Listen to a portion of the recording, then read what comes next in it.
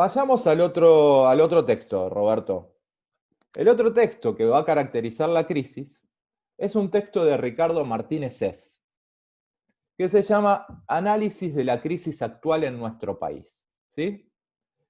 Sés comienza con una pregunta que se dice, bueno, la crisis actual, ¿hasta qué punto afecta a algunos estratos más que otros? ¿Hasta qué punto es una crisis política? ¿Hasta qué punto es una crisis del sistema? ¿Sí? Se va realizando esas preguntas y el autor lo que identifica básicamente es que hay una importante crisis en lo que tiene que ver con el aparato burocrático. ¿Sí? Y esta es una discusión que el Uruguay, y esto vos lo sabés mejor que yo, siempre estuvo preocupado por esa macrocefalia del aparato burocrático, ¿no? de ese gran estado burocrático. Ya en 1950, en la década del 50, finales de 1950, de la década del 50, hay una preocupación por este tema. Digo, este autor está llamando a un saneamiento de la administración pública. Y en parte, esto se debe porque también genera un ámbito de corrupción.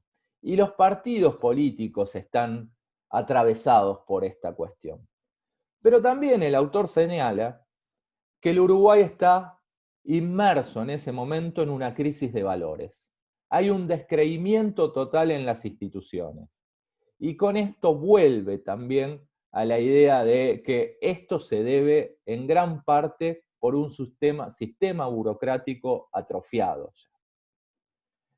Lo novedoso en este autor, que más allá de la crítica al sistema burocrático, es que va a decir que al fin y al cabo el juego democrático, el juego de partidos políticos y los partidos políticos tradicionales siguen siendo los rectores en la política. ¿Sí? Es decir, las instituciones políticas siguen organizando a la comunidad uruguaya. Este autor también va a estar preocupado porque observa que hay un proceso de proletarización de las clases medias. Los sectores medios comienzan a proletarizarse, y no por decisión ni por voluntad, sino por una baja de ingresos. ¿Sí? Con lo cual, en los otros autores también veíamos una preocupación en los sectores medios. Acá también se identifica la crisis en los sectores medios. Me parece que es un dato a mencionar.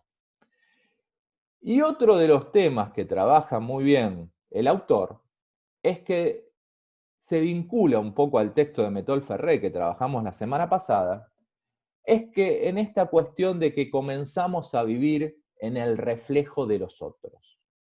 Es decir, no nos dimos la posibilidad de construir una ideología propia. ¿Sí? Entonces, quedamos como desconcentrados, quedamos como vacíos, va a decir el autor. Dejamos de ser levantiscos y guerrilleros.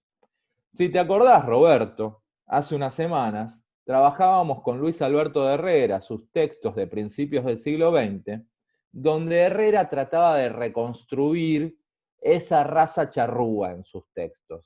Esa raza charrúa que le daba originalidad al Uruguay. Al parecer, en la década del 50 y en este texto, esa originalidad estaba perdida.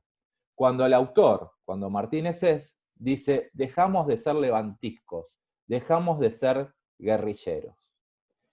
Y por último, este autor señala que es necesario volver a construir una ideología y una doctrina de nuestra propia existencia. La manera de superar la crisis está en la construcción de una doctrina de nuestra propia existencia. Esto es, y el autor no lo menciona, la creación de una filosofía nacional. Uruguay debe darse la creación de una filosofía nacional. Y la solución para este autor, para Martínez Sés, otra vez está en la universidad, otra vez está en las clases medias.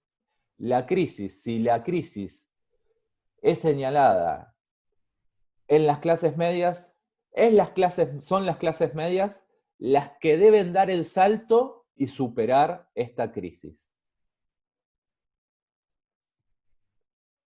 ¿Vamos bien, Roberto? Sí, vamos bien. Ricardo Martínez Cés, Hmm. ¿qué datos nos das más de este pensador? Mirá, yo tengo la referencia que es un intelectual importante en la década del 50. A mí me sorprendió con su texto, ¿sí? Yo quiero profundizar porque me pareció interesante también cómo hay algunos vínculos con la obra Metol Ferré en esto de la ausencia de una ideología propia, ¿sí? En esa denuncia. Así que yo creo que lo voy a profundizar en estos próximos encuentros.